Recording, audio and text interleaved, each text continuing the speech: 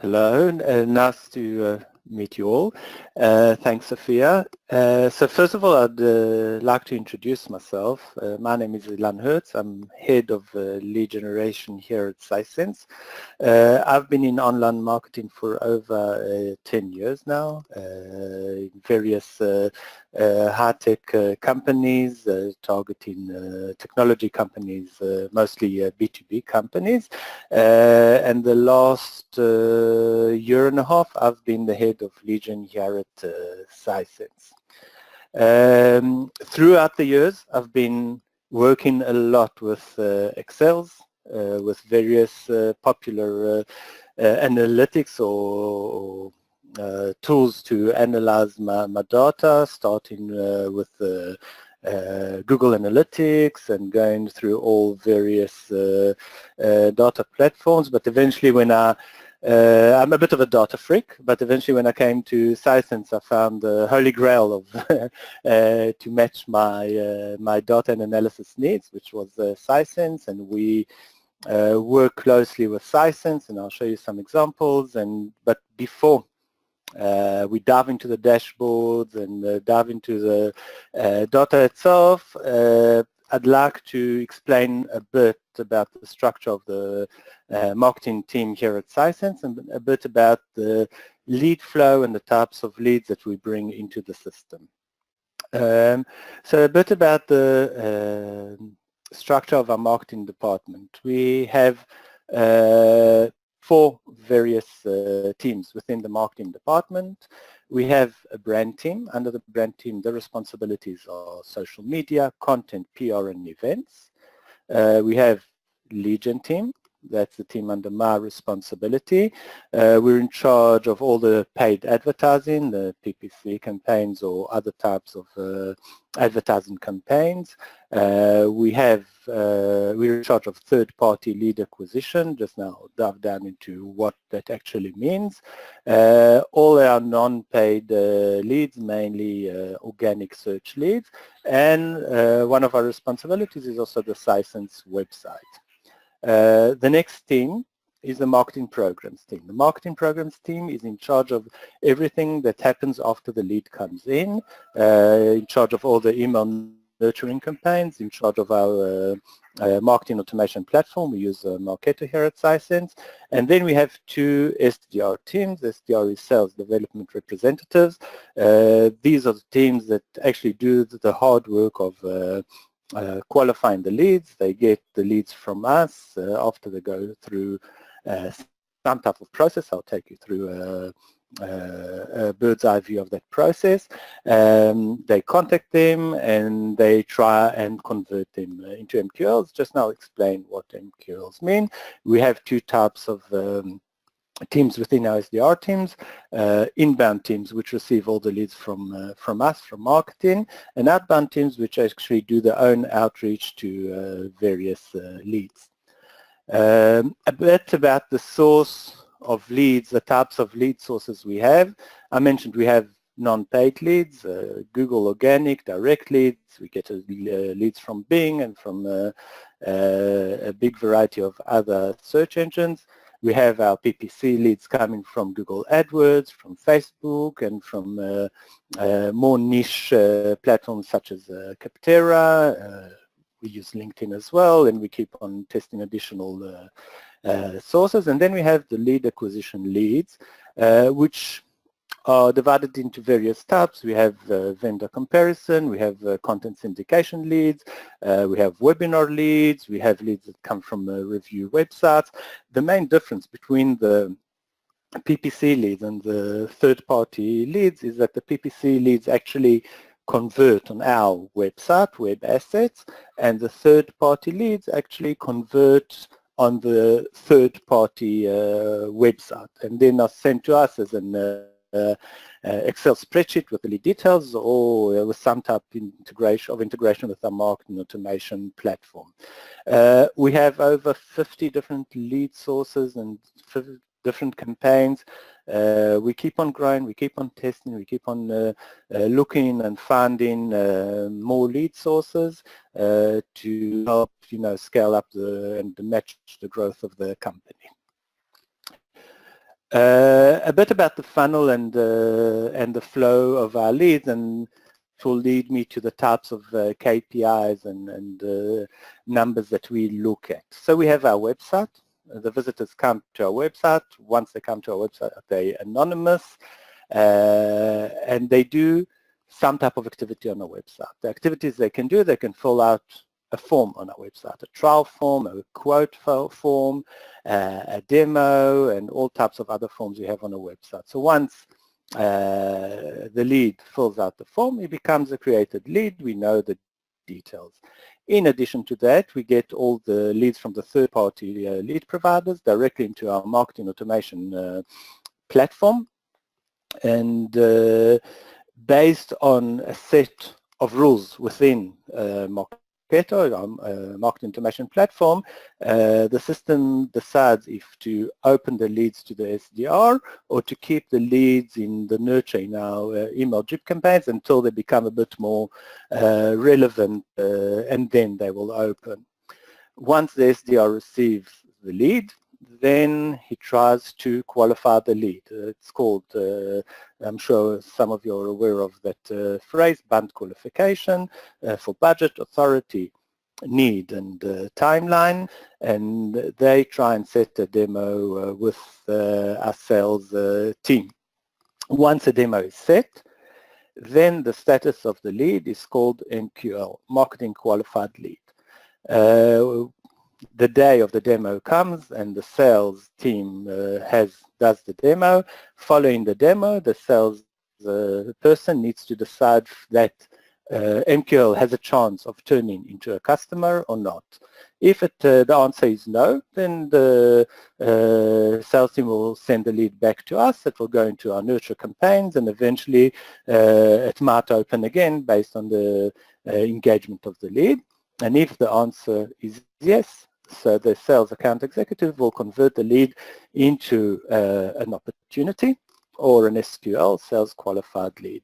Now, why am I describing this whole flow? Because eventually my major KPI as a lead gen and the lead gen team KPI is opportunities. The idea is that my target isn't just pushing leads into the system, it's also taking care of the quality, checking what's happening throughout the funnel, where do we have drop-offs of leads, and to identify the good lead sources versus the bad lead sources, and to bring in not only the quantity but also the quality. So let's talk a bit about our KPIs and the indicators that I look at as on my day-to-day basis. So my major KPI, my major target is the number of opportunities. We have a target of bringing X opportunities per quarter. That's my KPI. But to reach that KPI, I have various indicators throughout the flow. I can start and get the indicators through Google Analytics, number of visits, the conversion rate of a lead to a visit, that's the web conversion rate, and on that level, of course, we keep on working on optimizing our website, optimizing our landing pages, constantly testing, doing A/B testing every time we've got a couple of tests live, trying to improve our conversion rates. And then we have the number of leads that actually open. We have, as I mentioned, the SDR teams. We need to provide them with work, with high quality leads to reach their targets and the company targets. So that's something that we keep an eye on to see that we open enough leads, and we calculate the number of leads required to be opened based on historical conversion rates. So we need to verify that we open enough leads to reach the company targets and the personal team targets of the funnel. And then we have the MQL rate. MQL rate is very important for us in order to identify the quality of the lead source, because if I bring in 1,000 leads from a certain source, and out of these I get 100 MQLs, and then I bring 1,000 leads from a different source and I get 500 MQLs, so I know that the lead source that brings 500 MQLs, these are the higher quality, and I'll prefer scaling up that lead source. So, we're a data-driven company, we're an extremely data-driven team, and we let the numbers, help us make decisions. After we check the MQL rate, we look at the number of MQLs we send to our sales team to see again that we provide them enough MQLs based on historical conversion rates to provide, to get enough opportunities to get to the company targets, and the conversion rate between opportunity and MQL. See that part of the funnel of the sales people is consistent and keeps on converting as we expect they should convert. Additional KPI, which is actually a KPI after the number of opportunities, is the ACV. We want to check the return on investment for each lead source. We have advertising spend, and we want to verify that the advertising spend brings value to the company. So we also check the ACV and the ROI for each lead source, and again, it helps us make smarter decisions and help the company grow. So now the fun part. Let's go over to an example of one of the dashboards that I work with. I'll tell you ahead, I'm showing it on old data because our current data is quite confidential. So I'm showing it on old data. It's filtered out, so it's not real data. But let me take you through the concept of the dashboard.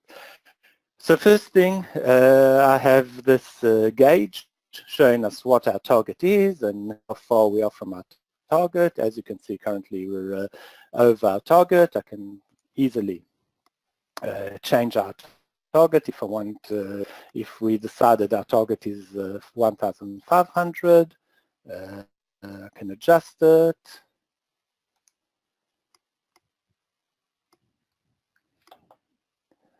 And then we can see the opportunities versus the target. The next thing that, sorry, it didn't adjust it, I didn't save it properly, sorry about that.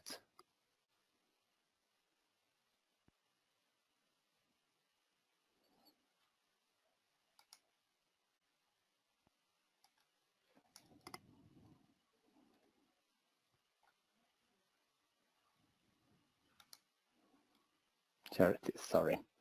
And then we can adjust the target. Now the next thing is actually I want to start checking the funnel. So as you can see on the right here, I've got a widget showing how many leads were opened per quarter, how many MQLs, marketing qualified leads, we got out of the leads that actually opened, and what is the conversion rate. Now, you should take into account that's a funnel-based widget. What does it mean, a funnel-based? This means that if in Q4 we will MQL a lead that was actually opened in Q2, so the number of Q2 will go up and not the number of Q4. This means that that throughout the time these numbers will actually increase a bit. Now if I want to drill down a bit and go and say I want to see, okay, what happened with Google AdWords, I can add a filter to show me just the Google AdWords data. Now I'll refresh the dashboard, and we can see what happened throughout the year with Google AdWords data. We saw a nice increase in conversion rate in Q2, an increase in the number of leads we opened in Q3, but a decrease in the conversion rate, and we got another increase in the conversion rate through Q4. The meaning of that can be that in Q3 we opened additional Google AdWords campaigns. They brought lower quality of leads, so our SDR team had a problem converting them, and then what we actually did, we saw the data, we closed the campaigns that we opened, and we brought in less leads, but you see that it brought the exact same number of MQLs. Actually, we got the same MQLs for a lower price, for a lower cost. And let's close the Google AdWords filter. And carry on drilling down the dashboard.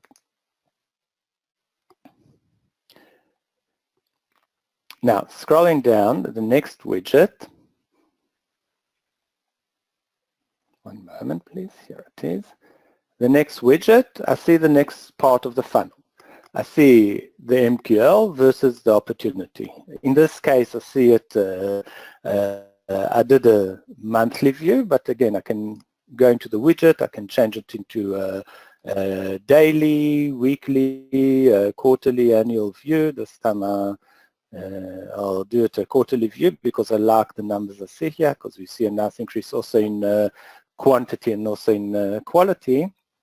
You see that we sent down our account executives way more MQLs as the months went by, and actually they were able to do more opportunities. We see that Q3 and Q4 were more or less the same. Then I want to see what happens with the all the MQLs that were not converted to opportunities. So we have requalify reasons. We can see what are the reasons that the MQLs were requalified. I'm not sure that that's the best visualization type for that widget for the requalify rates. So I can maybe try and see it as an area chart, and maybe we can learn more, and maybe we can stack it up to 100%. So we can see that actually September we had a lot of no budget requalifiers. And we can actually see it very quickly with that type of visualization. One moment, let it load. There it is. So we can see that September we had a very high rate of no budget leads. Then something that I like looking at is actually the full funnel from open to opportunity. And then I can understand, is the funnel working well? It's not working well. Are we generating enough leads? Are we generating leads from good lead sources? Are these leads converting into opportunities? And again, I can do the drill down based on specific lead sources. I can do the drill down based on specific assets that we use to acquire the leads. I can see how many leads came from or what is the whole funnel, the flow for leads that came from our free trial, or leads that came from a white paper download form. And the last thing is, how many opportunities we brought each quarter. That's the lighthouse, the greatest KPI that I look at. And in that case, I might want to actually see through what lead sources these leads came. So we don't want to see it by quarters. We want to see it by lead source. And we see that 40% came from advertising, 22% came from lead providers, 13% from organic search, and 4% even from all types of events. This dashboard, or the majority of a dashboard, are based on information that is in Salesforce. All our systems are synced to Salesforce. So this specific dashboard is based on data that we have in Salesforce, and it's updated almost live. This is a dashboard. I'll be happy to hear if you have any questions. Very impressive, Ilan. So I have a question. It seems very user-friendly. How long did it take you to set this up? So here at Sisense, we have an admin who runs our Sisense, so I didn't have to deal with all the back-end part, with connecting the data, with preparing the data, with doing all the data mashup. I'm a classic business user for Sisense. I just dive into it, create a new dashboard and start opening widgets, and some type of dashboard like that can take, between half an hour and an hour, once you know which fields you need to tap into, and it's really easy. And this dashboard is also constantly evolving. I want to know suddenly analyze based on specific segments. I can quickly add the filter or add another widget, so it's quite instant. Wonderful. And if someone was starting to analyze their data, what are the first 3 steps that you would recommend they take? So before you even start touching any dashboard or analytics tool, you need to identify the one KPI you want to measure. That one number that that's your light, your lighthouse number that you have. Once you identify that specific number, then you need to start identifying all the indicators that lead you to that number. For example, if my number is the number of opportunities, then the indicators are the number of open leads, the MQL rate, the number of MQLs open, the opportunity rate. These are the indicators that show me that I'm on the right way to reach the number of opportunities. The third one is figuring out what type of visualization you would like for the major KPI and for all the indicators. For example, if it's a time-based KPI, you would probably want to have a column chart or a line chart, and then you also need to decide if you want to display it, in what time frame you want to use. If you want to display it on a daily level, on a weekly level, on a monthly, quarterly, annual. I actually have a dashboard for each of these time frames. I have an annual dashboard, a quarterly dashboard, monthly, weekly, and daily. And another example, if it's a ratio-based KPI, then you probably would like to choose a pie chart for that specific visualization. Wonderful.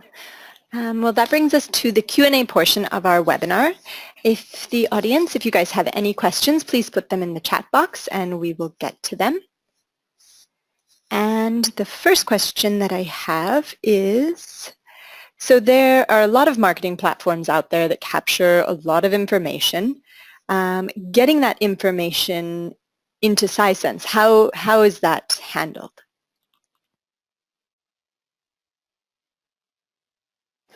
Okay, so as the dashboard I just showed you, and I mentioned it throughout the presentation, is based on data that we have in Salesforce. Most of our platforms are synced to Salesforce, send data into Salesforce, and then we tap into Salesforce and get the data. But we have other dashboards. As all marketing professional knows, we have Google AdWords, we have Google Analytics, we have Facebook, we have LinkedIn, we have countless platforms.